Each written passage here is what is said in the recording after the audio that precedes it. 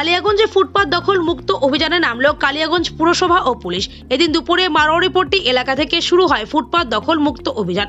পুরপ্রধান রামনিবাস সাহা, উপপুরপ্রধান ঈশ্বর রজক, পুর finance officer Samir মণ্ডল সমেত কয়েকজন পুর কাউন্সিলর, পুর ইঞ্জিনিয়ার এবং আইসি দেবব্রত মুখার্জির নেতৃত্বে পুলিশ বাহিনী এই অভিযানে সামিল হয়েছিল। রাস্তার পাশে হাইড্রেনের স্ল্যাব দখল করে যে সমস্ত ব্যবসায়ী দোকানের পণ্য সাজিয়ে রেখেছে বা দোকান ঘরের চালা বৃদ্ধি করেছে তাদের সতর্ক করে বলা হয় অবিলম্বে সরকারি জায়গা দখল মুক্ত করতে, নইলে আগামী দিনে পুরসভা ব্যবস্থা নেবে বলে জানায়। আমরা আমাদের মাননীয় মুখ্যমন্ত্রীর নির্দেশ 2-3 দিন ধরে আমরা মাইকিং করছি।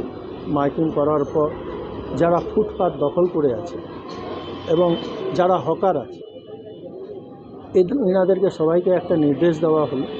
আজকে আমরা নিজেরাই chairman, vice chairman, total councillor, তার সাথে সাথে সাধারণ মানুষ, পৌর স্টাফ এবং সাথে আপনারা প্রেস বন্ধুরাও ছিলেন। আমরা প্রত্যেক জায়গাতে দেখলাম ড্রেন আমরা মোটামুটি ক্লিয়ার করাই নিচ্ছি, ফুটপাথ ক্লিয়ার করাই নিচ্ছি। আর একটা যেটা রাজধানী আটা হসপিটাল রোডে একটা ড্রেন আটকে আছে, ওখানটা ভাঙার কথা ছিল কিন্তু ওনারা এখনও ভেঙে দেননি।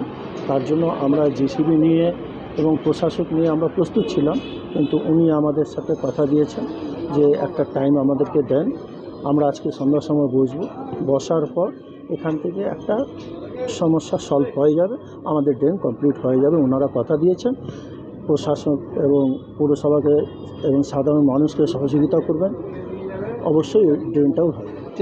বিভিন্ন জায়গায় বিভিন্ন শহরে দেখা গেল একটা অমানবিক মুখ্য বলা যায়, আবার মানে হকারদেরকে সরিয়ে দেওয়া হচ্ছে বুলডোজার দিয়ে সরিয়ে, এরকম চিত্র উঠে এসছে। কিন্তু কালিয়াগঞ্জের ক্ষেত্রে একদম বিপরীত, মানবিক পৌরসভা। আজকের যে চিত্রটা উঠে আসলো সেটা একটা মানবিক পৌরসভার চিত্র উঠে আসলো, সেই ব্যাপারে কি বলবেন? না, সেটা দেখুন, আমিও একজন মানুষ, ওনারাও একজন মানুষ, আমাকে সময় দিতে হবে, মানুষের সাথে মানুষের মতন ব্যবহারও করতে হবে আমাকে। এই হিসাবে আজকে আমার সাথে কেউ কোনো খারাপ ব্যবহার করেনি যে আমি কাউকে দুটো কথা বলি। মানুষ পাবলিক যেভাবে আমাকে সাপোর্ট করেছে, আমিও পাবলিককে সাপোর্ট করেছি এজ এ পৌরপতি হিসাবে। বিভিন্ন দোকানের দেখা গেছে যে সানসেটগুলো রয়েছে টিনের, সেগুলো রাস্তার উপরে চলে আসছে। তারা নিজেরা থেকে যদি না খুলে তাহলে পৌরসভা কী ব্যবস্থা নেবে? না, দেখেন, এরা নিজেরা না খুললে পৌরসভাকে জিসিবি দিয়ে খুলতে হবে, তখন কি হবে, তখন নিজেরই একটু খারাপ লাগবে, ক্ষতি হবে।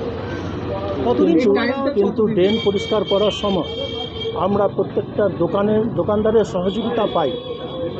ড্রেন পরিষ্কার করার স্ল্যাব উঠানোর সময়ের মধ্যে কতদিন দিচ্ছেন? মানে ফুটপাত আজকে তো আপনি নিজের হয়তো ফুটপাতে যেটা আছে এটা তো দেখবেন ক্লিয়ারই হয়ে গেল, কোথাও ড্রেনের উপরে কোনো হবে দোকানের সানসেট আছে, এটা সময় দিয়েছি, আমি সময় কিছু দিয়েছি।